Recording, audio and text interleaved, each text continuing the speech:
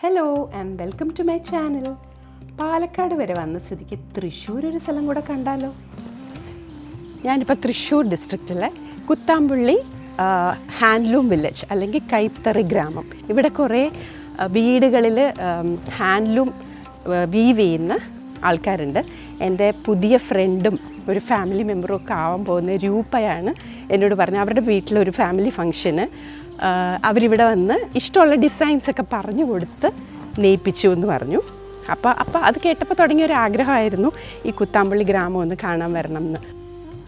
നമ്മൾ ഈ വില്ലേജിലോട്ട് തിരിയുമ്പോൾ തന്നെ കാണാം കേട്ടോ, റോഡിൻ്റെ രണ്ട് സൈഡിലും ഹാൻഡ്ലൂം പ്രോഡക്ട്സിൻ്റെ ഹോൾസെയിൽ ആൻഡ് റീറ്റെയിൽ ഷോപ്സാണ്.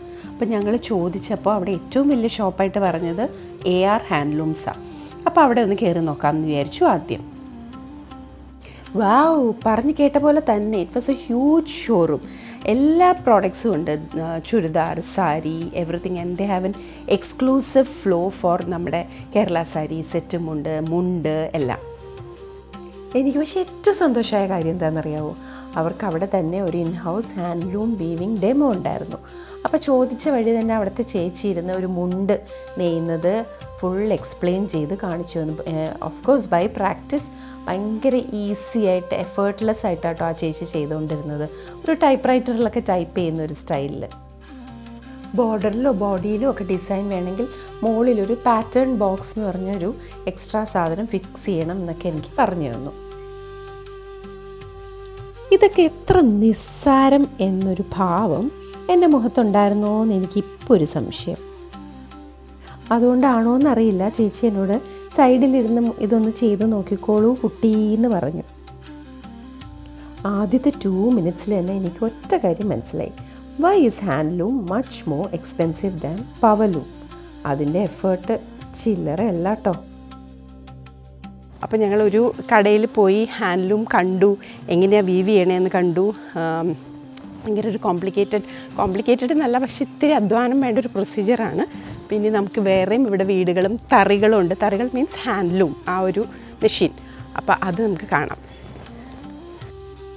പെർമിഷനൊക്കെ ചോദിച്ചിട്ടാണ് കേട്ടോ ഞങ്ങൾ ഈ ചേട്ടൻ്റെ വീട്ടിൽ ചെന്നത്. പക്ഷെ അൺഫോർച്ചുനേറ്റ്ലി ചെന്ന സമയം ഇത്തിരി വൈകിപ്പോയി. ചേട്ടൻ ഒരു മുണ്ട് ജസ്റ്റ് അങ്ങ് നെയ്ത് കഴിഞ്ഞതേ ഉള്ളായിരുന്നു. അതിൻ്റെ ഫിനിഷിങ് വർക്കിലായിരുന്നു. അതിൻ്റെ എൻഡ്സൊക്കെ കട്ട് ചെയ്ത് ടൈ ചെയ്യുന്ന പ്രോസസ്സിലായിരുന്നു ചേട്ടൻ. ചേട്ടൻ പറഞ്ഞത് ഒരു മുണ്ട് നെയ്യാൻ ഒരു 1 to 1.5 days. ഒരു സാരി ആണെങ്കിൽ, ഒരു പ്ലെയിൻ കസവ് നമ്മുടെ കേരള സാരി ആണെങ്കിൽ 2 to 3 days അങ്ങനെയൊക്കെയാണ്. അപ്പോൾ ഇവർ ചെയ്യുന്നത്, ഷോപ്പുകാർ ഇവർക്ക് നൂലും കസവും ഒക്കെ കൊടുക്കും. അവർ വീട്ടിലിരുന്ന് അത് വീവ് ചെയ്തിട്ട് എൻഡ് പ്രോഡക്റ്റ് ഷോപ്പിൽ തന്നെ തിരിച്ചു കൊടുക്കും. നമ്മൾക്കിവിടെ ഇവരുടെ കയ്യിൽ നിന്ന് ഡയറക്റ്റായിട്ട് പർച്ചേസ് ചെയ്യാൻ പറ്റില്ല. We can shop only from the shops. ഒരു യാത്ര വന്ന സ്ഥിതിക്ക് ബിരിയാണി കഴിക്കാതെ എങ്ങനെയാണ്? സമ്മർ ടൈമൊക്കെ അല്ലേ, പാലക്കാടൻ ചൂടിൻ്റെ ക്ഷീണം മാറ്റാനായിട്ട് we stayed at a place behind the Malampuzha dam, overlooking the hills, and started planning for the next trip. Appo, hope to see you soon.